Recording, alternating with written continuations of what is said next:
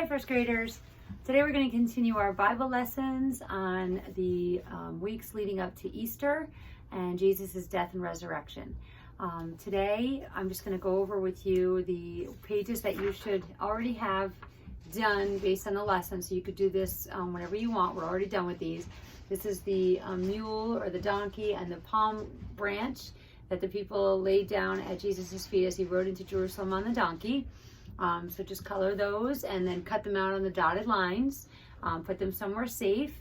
You can use these to tell the story of the Passion Week, they call it, from Palm Sunday to Easter Sunday, when Jesus came into Jerusalem all the way up to when he rose from the dead. Okay, so that's first. And then we talked about how Judas betrayed Jesus by taking money. So this is a bag of money. To show the bad guys, the Pharisees and the priests and all of them, who Jesus was. I never understood how they didn't already know, but nonetheless, the Bible says that that Judas was going to betray him by kissing him, and we'll learn about that later, to show who he was. So I guess they didn't know. I guess they just didn't pay attention to who he was or what he looked like. They just knew he was somebody that they needed to get rid of. Okay, so this is the money bag. You can color it any color you want, and then cut it out and put it with the other ones. Okay, so today we're going to talk about the Last Supper. How many of you have done or seen your parents take communion in church? It's when they take the bread and the juice and they say a prayer and talk about remembering Jesus. Do this in remembrance of me is what Jesus said. He says, this is my body given for you, and then you eat the bread. This is my blood poured out for you, and then you eat the juice.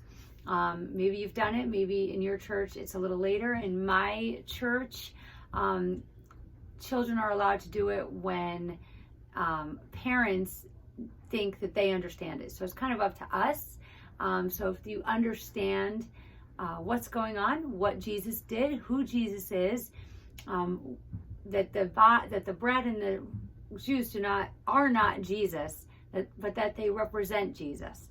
Okay, it's just a symbol. It's like the cross, right? Jesus still isn't on the cross, but when we see the cross, we think of Jesus. So when we partake in communion, we think of Jesus and we remember what he did for us. So my kids were about a little older than you when they did their communion for the first time. Some churches make you wait until you're older, some as an adult. So it just depends on you. You can ask your parents what your church's policy is on this and talk about it. It's a great topic to talk about and to understand better. And then you can start to understand exactly what it means. So today we're going to go over that a little bit. So it was Passover. Remember, Passover was when the angel of death came to take the firstborn of every family.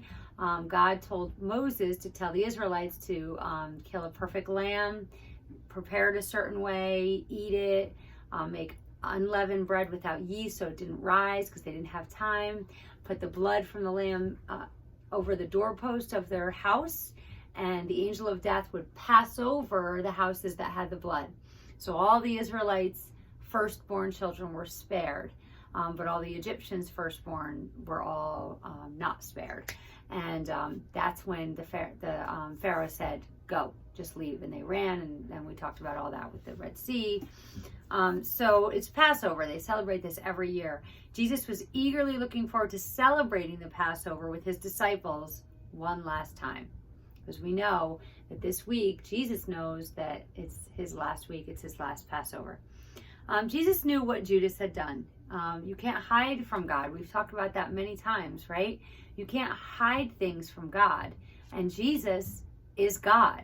And he knew exactly what Judas did. But he waited. He didn't say anything because he knew that was God's plan. He knew it had to be done. So he also knew that it was the next day that this was going to happen. Okay. Jesus says, and his disciples celebrated the Passover with their families since they were children, right? They always celebrated the Passovers. They knew that they put blood on the doorposts and ate the flat bread to remember the night, and that the angel of death passed over the Israelites' houses in Egypt, and God freed the Israelites from slavery, just like we just said. Now Jesus asked 2 disciples to go into the city and prepare the Passover meal. He and the others would join them later. So they were going to have Passover together as friends. So the disciples got ready to celebrate the Passover. Okay, and I'm going to be reading in Mark again.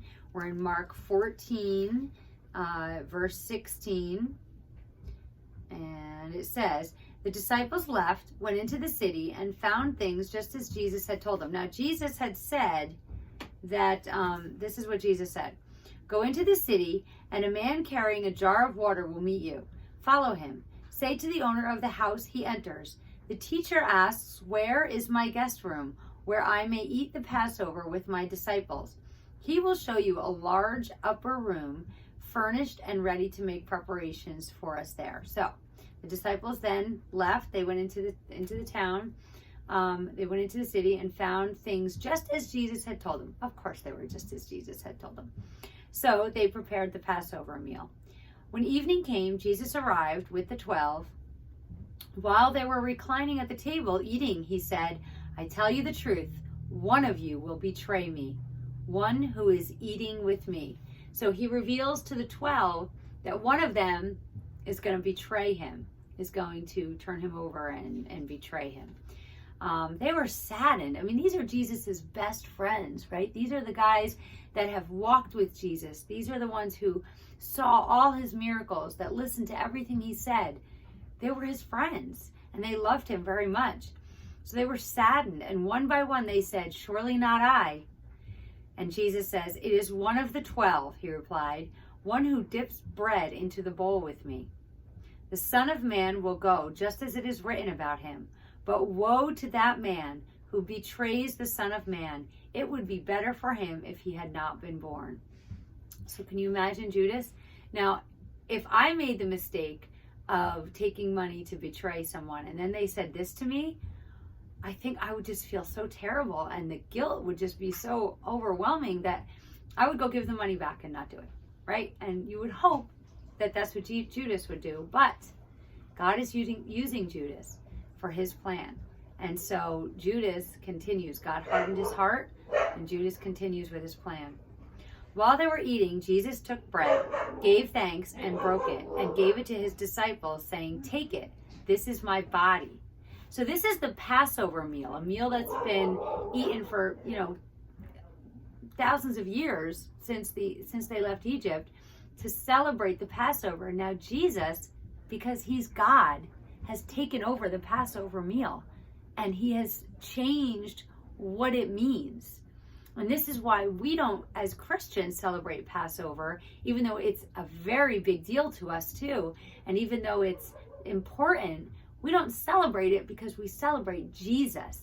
And Jesus took over that meal, saying, this bread is like my body.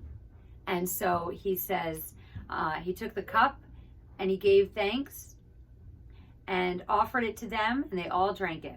Okay, so he says, the bread is my body. This is my blood of the covenant, which is poured out for many. Okay, so he takes over, and that's amazing. And that's why we do this in our churches. We do it the first of the month, every month. After the meal, they sang and they went out to the Mount of Olives. Jesus then predicted Peter's denial. Now, Peter is Jesus's right-hand man. He is his BFF. He's his best friend. He's the one that's always there. He does everything Jesus says.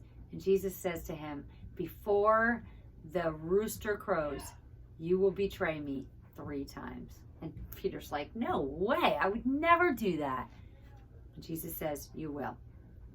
And he kept insisting he would never deny Jesus. What that means is he was going to say, I don't know him. Deny means to say you don't know somebody. So he's denying that he knows Jesus and that he walked with Jesus. So then they went into the Garden of Gethsemane. Okay, the Garden of Gethsemane is a beautiful garden where Jesus wanted to pray. He wanted to talk to his Father in heaven and prepare himself for the suffering. Okay, and this is where Jesus says to him, he says that if you could take this cup from me. Jesus he's getting a little afraid. Like, he doesn't want to die, but he says, but your will be done, not mine. And so he tells God, if you could take this from me, if you could not let this happen, that would be great. But I know that your will is more important than mine. Now, this is the Son talking to the Father, even though we know that Jesus is God, but Jesus is also man. So this is the man part of him who is fearful of this. Not fearful like sin fearful, like he still trusts God with everything, but you know, if he could avoid this, it would be pretty good, but he knows that he can't. So he just says that to God as just a last ditch effort.